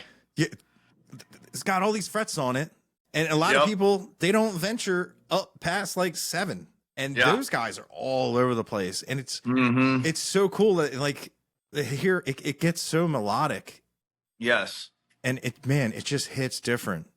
Yeah, and like I was saying at the beginning of this, I took a lot of my inspiration early on from Shane, and Josh really did the same thing with Chase, because I'd be sitting there listening, like, for example, Fire in the Ocean, at the end of it, they're doing that like do do do do do, and Chase is sitting there like plucking. I'm like, Josh, try and do something like this, like that. You just feel it draw. It's more than just, a rhythm instrument in the back. He's making a whole soundscape Yeah, on top of one. I love that song. It's Yeah, funny. second. I call them country Pink Floyd, and it's funny. It's like people like Yeah. I've heard Shane Smith and the Saints called a country Pink Floyd. I'm like, I don't know if I was the first to say that. I said, but like, dude, Fire in the Ocean, all those sounds, dude, that Yes. is the Wall. Literally, yeah. Yeah. I mean, Shine on You Crazy and all that. It's mm-hmm. and when you hear it live, like the first time I saw them, I said, "Where is everybody else?" I was like, "There's no way." It has to be a 12-piece band, right? Yeah, right. And it blew my mind because, and then like talking to them, they're like, "Oh yeah, yeah. What you hear is what you get. We don't play the clicks. We don't have any samples or." I'm like, dude, nope. I was like, I'm like, I thought for sure that because they were traveling to the Northeast, yeah, they told a bunch of people to stay home. And it blew my mind that just that amount of guys can create that amount of sound. It's just the same as like the Wilder Blue. When they my God, yes. They're too good. I don't understand. Every one of them they're not professionals. They're savants. Like they're insane. Yeah. They're like Shiloh, like with the banjo player, I was like, man, this guy's really good on banjo. And then he put it down and picked up a dobro, and I was like, I am never picking up a guitar again. Literally, dude. Dude, he's got the one little bar, and it just I was like, not fair. Well, and they're also super kind. I mean, so Zane, when he was just Zane Williams Band, used to play a little place up in McKinney called Cadillac Pizza. And it's like 45 minutes from my place, but I mean, I would have to get there. He'd play like 6 to 9. I'd have to get there at 4 to get a spot. And it was just him sitting up there with his guitar, singing his songs, telling the stories, and seeing him go from that to be, and he had a decent music career with Zane Williams Band, but go from that going into this, insane to watch. We got to open for them when we were very young, just starting out. Hell, I think we had just wrote Miss May, and we got to open for them, and it's humbling watching people play their instruments that well after you just played yours that bad. Yeah, like I saw them at the Troubadour Festival, and like, I love their music, but live, and Shane played there as well. Yeah, and I was like, dude, if you love harmonies, that was an incredible night. Yes, a bunch of people have 2-part harmonies and so like just regular harmonies. When you get around the Wilder Blue or Shane, those harmonies, oh God, that's why my band started out as a folk band, just because I fell so in love early with 3-4-part harmonies. Yeah, yeah, so, that's the one thing I always did love, but I never really, your Slayer and your Obituary and your 6 Feet Under and all the. Yep. There's no harmonies, but like. Like Shine on You Crazy Down, like all like the Pink Floyd, and I love harmonies, but I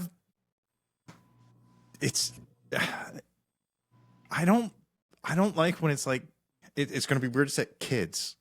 You know what I mean? Like the 30 Seconds to Mars, they had this one album where all like the backing harmony, it was all like kids. It's like kids choirs, yes. No. Yeah, and hey, they're super talented. It just feels weird. I'm not like, get off my yard. But yeah, dude, they're just so damn good. Yeah, and you have great harmonies too. Thank you, man. On your tracks. Thank you. Those were tough. Some of the songs we had to move up, or the decisions we made. And CJ, the guy that was playing lead guitar for me at the time, woo. That boy can sing high. I was glad he wasn't. Oh, let's do some harmonies for you, Caleb. I'm like, not my forte. No, he's actually CJ. He's written a good bit of our songs, Where the Crows Fly, Miss May, stuff like that. He writes with and plays with Della Rose. Yeah, you know Della Rose, right? Mm-hmm. He's actually playing, I think, lead for them right now. he also has his own little band called Saint Ivy out of Denton over here, and they're a cool kind of indie rock band, and he has great lyrics, dude. Just we were sitting at practice one day, and my mom wanted to come by, so I was like, yeah, come on, mom. And she was like, did CJ really write that? And Chance, my manager, just goes, CJ, play these chords and write a song. And right there, just wrote a full 4-minute song right there in front of my mom and got it on video. The kid's insanely talented. Yeah, I'll have to check out his band. But Yes, yeah, Saint Ivy. St. Ivy. Yeah. And yeah, obviously at Della Rose, they're awesome. Oh yeah. They recorded with Tim Lightyear as well. Mm-hmm. Yeah, he wasn't trying to spoil any of the songs, but he's like, yeah, here's a couple things I've been working on. Man, it sounds amazing. They got some cool stuff over there. Yeah. Oh, dude, yeah, definitely. And they're fun. They've came to a bunch of the pretty much for all of them the country versus metal. As Talbot said, they can make an insurance convention fun. I don't think I met them at the past one at White Elephant. Um, yeah, I was telling CJ, I was like, yeah, I need to cut I swear, every time they play, I'm playing. And I want to meet it out there to meet it just because I haven't. My old lead guitarist, one of my best friends, is playing with them. Obviously, I want to go say what's up, meet the new people. Yeah. Yeah, dude, and they're fun and they're so nice. They're so easy to talk to. Yeah. Cause I'm just like, cause Same. I'm not like a very sociable person. People like don't realize that. They're like, well, like you're on camera, but I'm like, yeah, I'm on camera like that. I'm in a room by Lot different. myself. You Yeah. know? And like we can talk because I love talking about music and stuff. Right. But like Endless conversation. yeah, it's like Drew from the Red Clay Strays. He was just like, Oh, man. yeah? He's like, just don't like. I'm like, dude. I said, have a couple drinks. I call it my social lubricant. He's like, Yes. I like that. I said, but you got to be careful. You kind of gotta practice to know how many. Social deterrent at some point. Yeah. Oh yeah. Where it's too much, and then the guy's like, Yes. So I actually just took a 3-month break from drinking because I was at a Shane show and made an ass of myself. And I never realized how often I'll overindulge because I have that social anxiety. Never realized it. Yeah. And being the DD with the 15-passenger van, everyone's hopping in that van, and I'm just a sober guy driving. I'm like, okay, this is too much for me. Yeah. I need a beer eventually. Dude, I know exactly what you're talking about. Yeah, I took a couple week thing, and it's weird. Yeah. It's weird. It's weird when you stop and people are like, "What's wrong?" I'm like, "Nothing." Yeah, nothing, literally. nothing's wrong. Yeah. Like Trying to be healthy. and it's so weird and it's like you don't need me to have like I'm the same person. I'm just not like let's Well, take over the world. Right. Well, and that's one funny thing, playing in a band and being sober, that wasn't cool. My first 2 shows trying to adjust to and not like nerves, I got over Yeah. stage nerves along, but it actually feeling people's eyes looking at you stone cold sober and then watching your lead guitarist throw down 3 shots, being a little jealous of them. Yeah. Adapting to that was kind of weird, but it was honestly really good for me. I got to work on my voice, and I have terrible seasonal allergies, and here I am in the DFW. So it was honestly really good for my voice, but I'm glad to be back on the throne. Yeah, dude, it's yeah, and I only did it for a little while. It's so weird just how it's kind of like blew my mind. I'm just like, yeah, I'm fine. Yeah. People, it's like they think you're not the same, like you said, not the same person without the alcohol. It's like, no, I'm still me. I still have fun. Yeah. Because I hit my dad friends. Yeah, it was almost like people were like, what, did you hit somebody and leave? Right? What, No.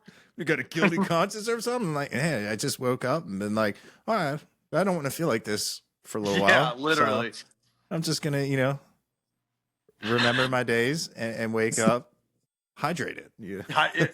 Wake up hydrated is the main one. Yeah.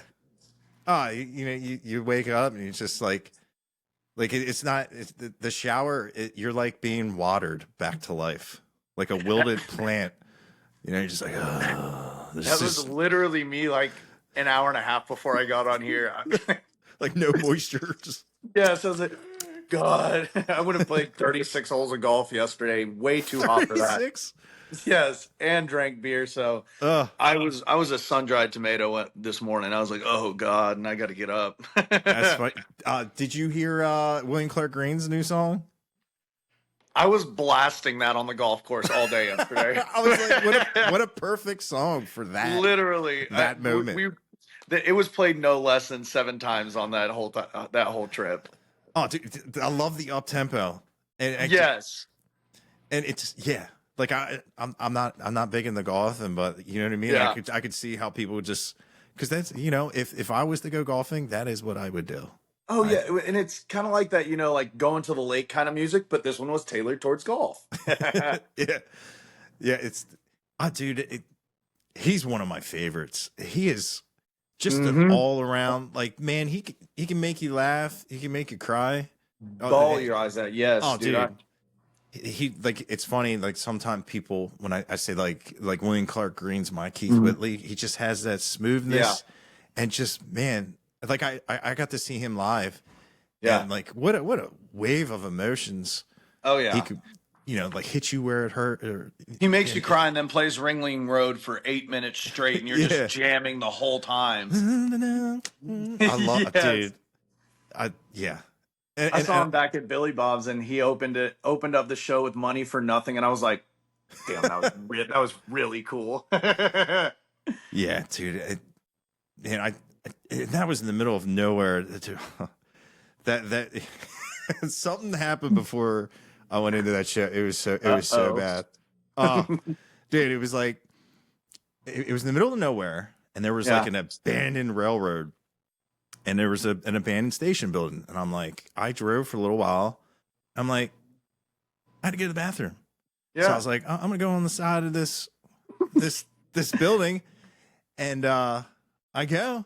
And I'm like getting ready, And here, I happened to look over. Thank God, nothing happened. It was a girl walking a dog. And I was like, oh my God. I ran back. And I had like a cup. And I just threw the cup out. And went to the bathroom in the cup, but when I was moving it hit the steering wheel and it spilled all over me. No. I took my pants off and I always have cologne in my car because it's an '09. The air isn't up to par, so if I don't have sweat a little bit, if I don't have the deodorant and cologne, just to kind of mask that, hey, I've been sweating profusely. So I sprayed it with the cologne and I put it up against the air vents, and they're all like ballooning out like the used car set. And I don't have tint. And it's like a real small place, and people are just driving by real slow because I'm like, it's inside your car with pants just waving around. And I'm just like, I have no pants on. I have nothing to cover me. And I'm just like, it's still light out. I was like, oh my God. And I'm like, because I could see his bus. I was like, well, it looks like I'm not meeting William Clark Green today. Please tell me you still did after that. No. It was funny is after that, it was during COVID. I got an email saying, oh, by the way, I guess one of his band members had tested positive, so they're like, "Oh, you've been exposed," and I was like, everywhere you went, you got that email." Yeah. So it's just like, this another Tuesday, but man, it was.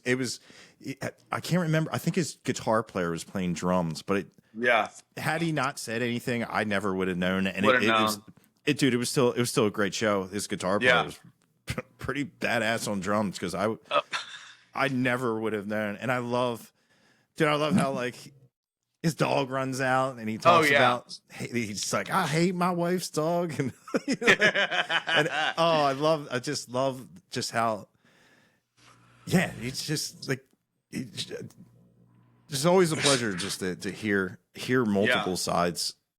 He puts on a great show. It's like a roller coaster the whole time, and then he's just a cool ass dude. Yeah. Dude's a storyteller. That's one of my favorite things about him. Yeah. He in the beginning he reached out to me and he's like, I really appreciate what you're doing. If you're ever at one of my shows, let me know. And Yeah. I didn't, because I always pay for tickets. It's funny, like some people Right. they're like, dude, what are you doing? You're in the nosebleeds. And I'm like, well, like I'm That's not. what I can afford. Yeah, I'm like, I'm not gonna. Plus, because it's a lot. You think when you're traveling, Yeah. and you're having fun with your band members, and you're in a town you've never been. Yeah. You're not like, oh, we got to put Patrick on the list. I don't want to be at the window and be like, okay, how about country versus metal? I get that No. completely, dude.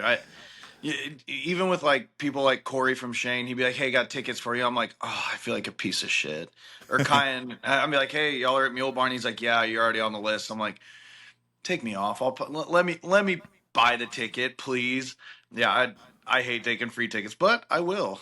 Yeah, yeah. Dude, it was pretty cool. Like the first when I went to American Aquarium, and they're like, Yeah. "Yeah, you're on the list," and I was like, "Oh, I don't know what that means." Yeah. I just walked up right to the front, and I was like, "I'm on the list." The guy goes, "All right." I was like, "Oh, that can't be that easy." Apparently, yeah. I don't think he liked his job, because he was just like, "Yeah, just walk in. Go. You need a stamp." Yeah, right. I need now. Yeah. No, there are a bunch of places, and I get it. I've been watching music. I've been going to shows for forever. Sometimes you're too broke and you try and sneak in. But Yeah. now on the other end of this, I'm like, oh, please don't sneak in. Pay the $10. I got to get paid tonight. Yeah. Well, now you probably have enough passes. You can just like, Yeah. oh, is it this one? Is it this one? Oh, just get out of here. Yeah. Right. No, Yeah. man. Yeah. Yeah. They like Wayne's World. The pass. The pass. Yeah. Oh my God. Who doesn't love the pass? All access. And everyone's there to see the artists, and you're like, Having that hang off your hip, you could be the president. I would still feel more powerful with that VIP. Oh, dude, absolutely. I'm surprised. Like when I'm practicing by myself, Yeah, I bet you make you play your guitar better. has to. You have these bunch of lanyards just smacking you on the, Yep. helping you press that wah pedal down. That's exactly what it's doing. Yes. Yeah. No, we played at the Arlen Studios this past South by, and they gave us all like little all access. I was like, damn, I'm fucking important as hell today. Yeah. It's Feel like you're doing something wrong. Like I'm not supposed to be here. Exactly. Yep.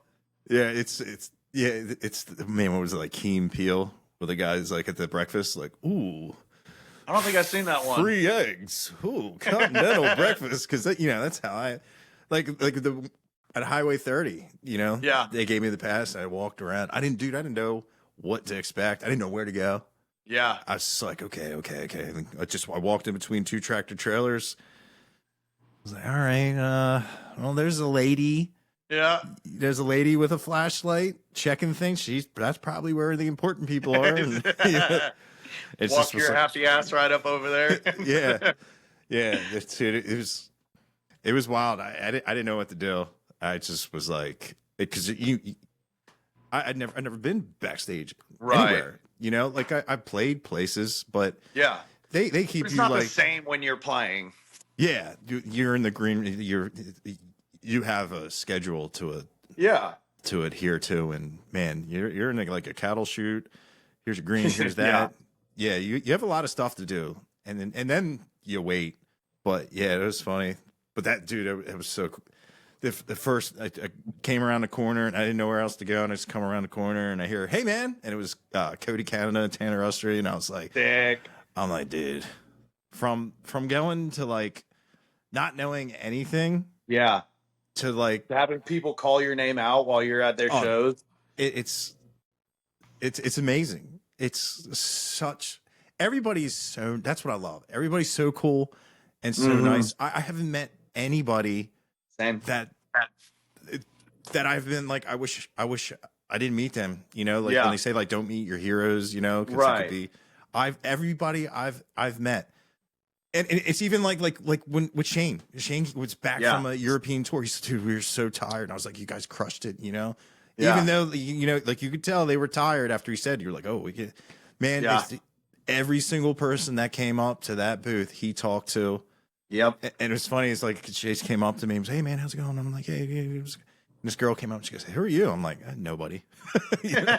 Well, he came and walked right up to you. Right. I'm like, if you talk to him and if he sees you again, I guarantee he will come up to you and be like, hey, how you been since the last time I Yep. see it?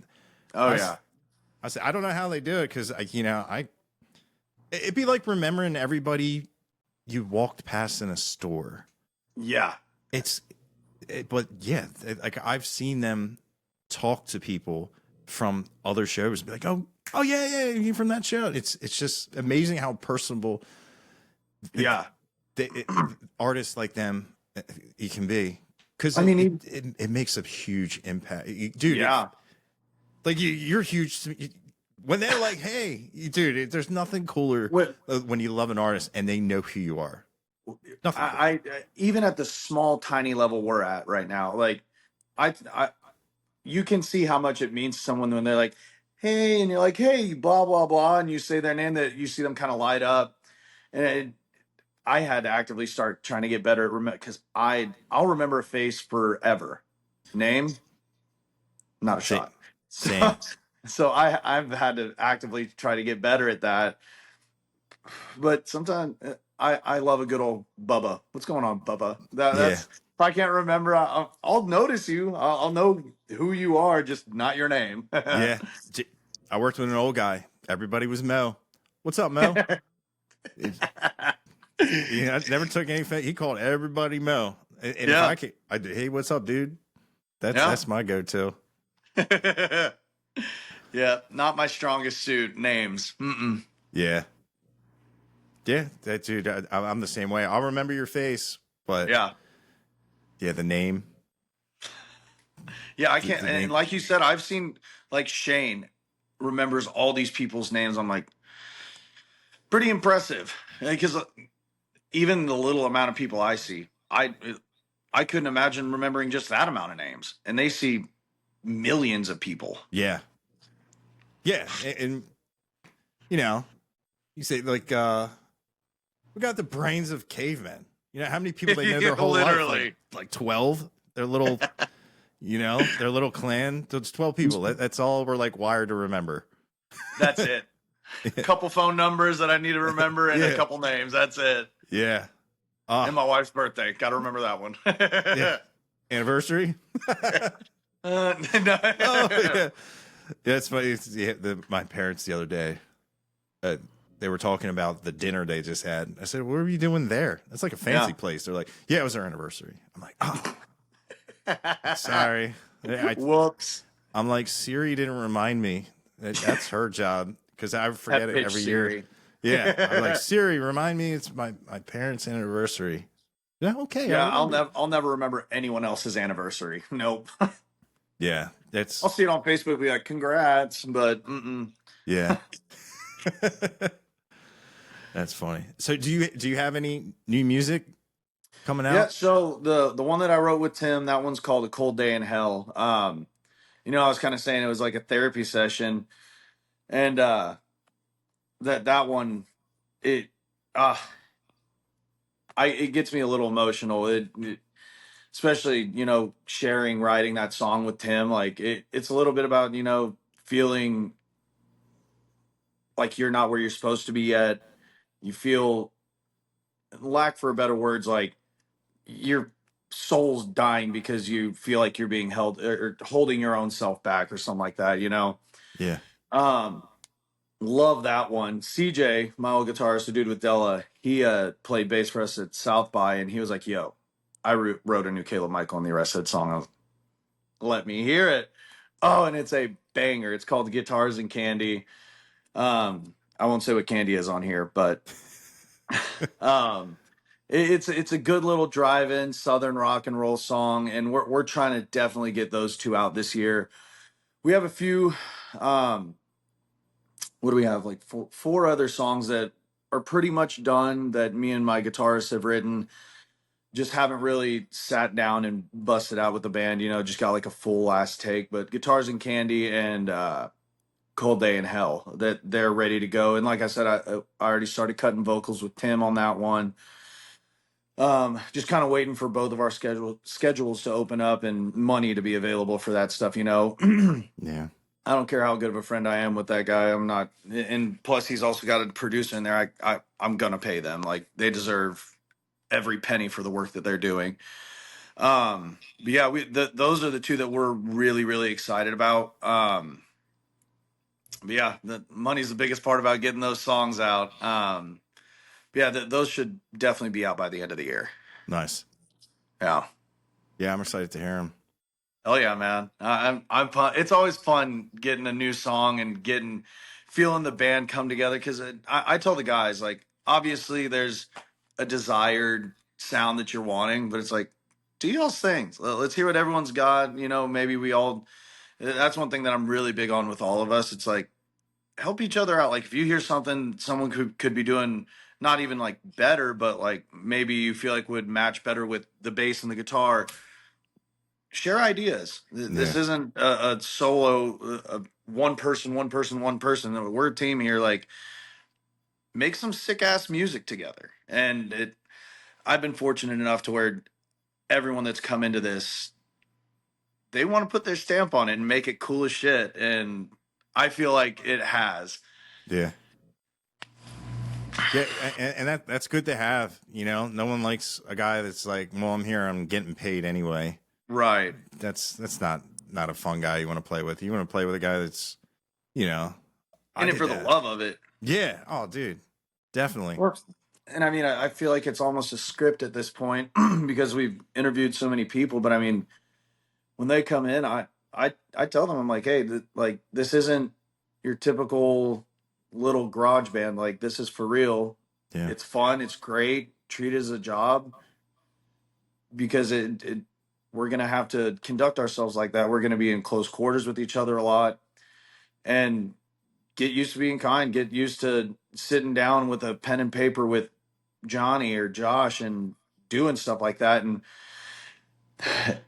most of the people, obviously, like I said, some people just didn't make it in this band because they wanted to be big boys. They wanted to go have big boy jobs and make big boy money. They didn't want to be poor like me. Yeah. And but everyone's come in with such a great attitude on wanting to ride or making and the guys that I have now is just, they're awesome. Yeah. That's good.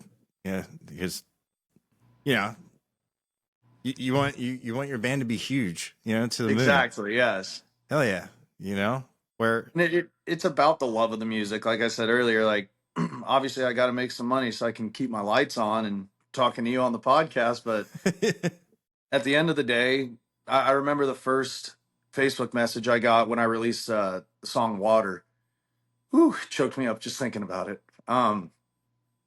I wrote that one about my little brother, my bassist. He went through some hard times with addiction and stuff like that. And I thought he wasn't going to be around today. And um, I would tell that story over the mic and stuff, especially at acoustic shows. And we had finally released it back in 22, I think.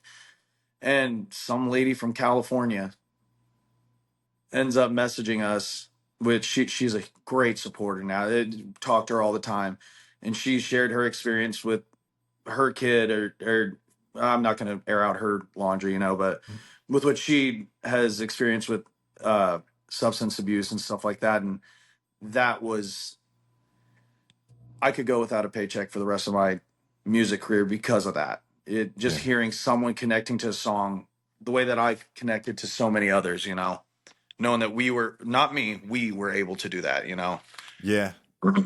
Yeah, that's got to be a profound moment when you put something out there and you change someone's life just through something you doing what you love, and that's Yeah. what's it doesn't get any more rewarding than that. Exactly. You know, when you start out doing this, obviously you hope for that. You want to play in front of hundreds of thousands of people, but you don't know. Is it going to touch anyone? And now that we've been, steady playing for the past 5 years with this band and putting out more music and stuff, it's not all profound music, but we have story songs, and hearing those people, the first time that we got to hear people singing back to us when we were on stage, to the people coming up like, oh, when you sing this part of this, even a cover song, they're like, yeah, we feel the passion. When you give those compliments that they feel the passion that you're putting into it, it's all worth it. Yeah. Every Yeah. damn headache this music causes. Yeah. Right. Yeah. It at the end of the day, when you see and hear feedback like that, it definitely does help. Yeah, It gives you. it's wild. And you could go play like at Hanks and have a great crowd, and then the next day you only have two people, but that those two people come up to you and tell you how much that music meant to you. It's almost better to have just those two people, Yeah. And last time I was on a podcast was with Talbot and Dr. Gravy, and man, what was that? March.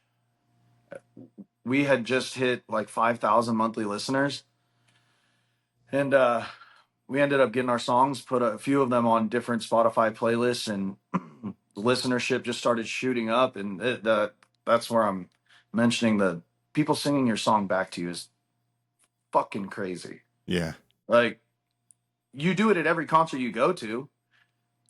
It's a lot different seeing that and hearing that. You got to pop out your in ear, make sure your in ears aren't messing with you. Like, those people are actually singing the lyrics that I wrote, and Yeah. man, that's so cool. Yeah. Yeah. That definitely has to. That's funny. Is this happening? Literally. Yeah, because like you said, you've done it countless times, and Yeah. you know, it can't ever get old. No. No. Yeah. It's the little things like that that when the bills are not getting paid, and or you're losing a band member, it's those small little things that Yeah. I got to get out of my business mind, because I mean, people don't realize how much as like lead singer, founder of the band, it's a lot of business aspects until you get like that business manager that's going to be managing your band. Yeah. Chance helps me so much, but I mean, it's a constant line of communication between him and I, just making business decisions, feeling like shit, wondering, hey, are we going to be able to pay for the van to get? And then you get to that first venue and you see those smiling faces, and you're like, we'll figure it out. We'll get there one way or another. Yeah. Yeah. It's man, being a musician's wild. Yeah. Yeah. For the up and the coming ups, it's not for the weak minded, or you definitely you have to have vision, and you have to be able to hear no a So lot. much. Yeah, and not get what you want for a very long time, Yeah. and one day, Hopefully it happens. Yeah. yeah, You have to oh, have a level of it. And it's a joke me and Chance always make when we hop back into the van and the AC's not working too well. He goes, we've got to be some sort of fucking insane. yeah, Over and over, we keep doing this. And then he'll shut the door, smile at me, and be like, I'll do it again tomorrow too. And I'm like, yeah, yes, you will. Let's get this thing, man. yep, yep. Tomorrow's a new day. Yep. I've been wanting this since I was a little kid. It's either going to kill me or make me Yeah, go into retirement early. And I remember listening to AC/DC as a kid and not knowing what lyrics meant, and going to a Presbyterian church, 5 years old. And my mom walks me up to the pastor and he's like, what do you want to do when you're older? And, I've been listening to a lot of AC/DC. I thought one night stands were gigs. So I told my Presbyterian pastor that I wanted to do one night stands for a living at 5 years old. In my mind, I guess I am making that come true, but in the no, That's no. well, it's not like he knows anything about it. Facts. Yeah, you Oh know, man, but it's it's hilarious. stupid little stuff like that I get to remember, and I'm like, man, I had my first gig at a pizza joint with one person, and now I got people coming up to play all these shows. I've gotten I've been blessed a lot more than a lot of other people can say.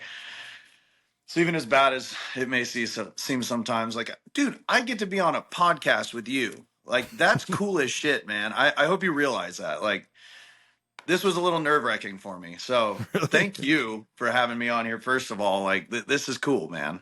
Yeah, dude. Thanks for coming on. I had a lot of Of time meeting. course. I had a good time meeting you at the White Elephant. That was fun. Oh yeah. I'm just grateful that I do get to do stuff like this. My lead guitarist is sitting on the couch with my dogs. I'm on a podcast, and I get to go write music with them right after this. So Yeah, life could be a lot worse. yeah, that's true. Very true. But yeah, dude, we've been talking for like an hour and 50. Is there anything else? I could talk forever. If you're good, I am good, man. I'm Yeah, good. I know it's hot as hell in there Oh, dude, for I you. am like glistening. Yeah, like it's funny. Well, I didn't say it when we were recording. I'm literally an addict. Like, yeah, it's. It's hot for you, I'm sure. Oh yeah, the little button, the turkey's done, man. Oh yeah, yeah. You've cooked plenty. You've cooked way too much. Dude. But yeah, thanks for coming on. It was great talking to Absolutely, you. man. Thank you, dude. You're amazing. Hey, man, you do all the hard work. I just listen. I have the easy part. I get to listen Hell to yeah. great music. Hey, you get to push us all out. So please keep doing what you're doing. Seriously, thank you again for doing all this stuff, having me on. It means a shit ton, dude. Hell yeah, man. If you ever need anything or anything, just slide in the DMs. Got you. Got you. But yeah, man, I guess we'll just end it right here.